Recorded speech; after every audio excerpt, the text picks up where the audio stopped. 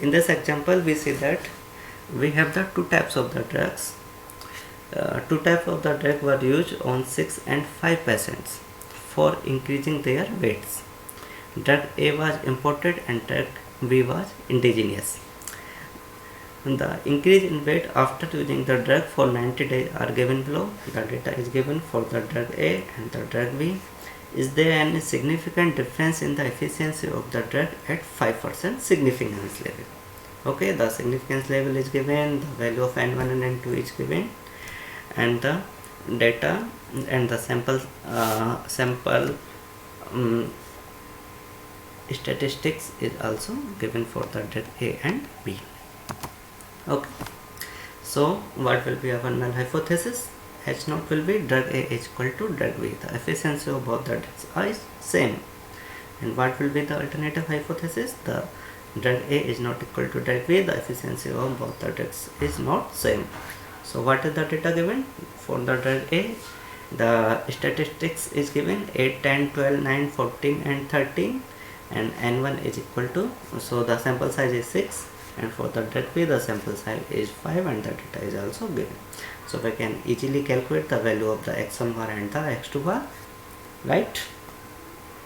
x1 is the mean value for the drug A and x2 is the mean value for the in respect of the drug B.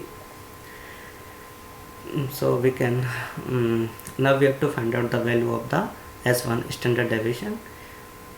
S1, that will be under root summation x1 minus x1 bar whole square upon n1 minus 1. When we put the values, and we can find out the value of the S1, which is the 5.6. Similarly, we will find the value of the S2, which will be under root summation x2 minus x2 bar whole square upon n2 minus 1. Sorry, here is the 2 is written, but which is the 1. So when we calculate the value of the S2, that will be the value of the S2 square will be 8.5. Actually we will need the value of the S1 square and we will need the value of the S2 square. The T statistics will be T equal to x1 bar minus x2 bar upon S1 under root S1 square upon N1 plus S2 square upon N2. When we put all the values, we will find out the value of the T 0.62. Now here in this case the degree of the freedom is N1 plus N2 minus 2, which will be equal to 9.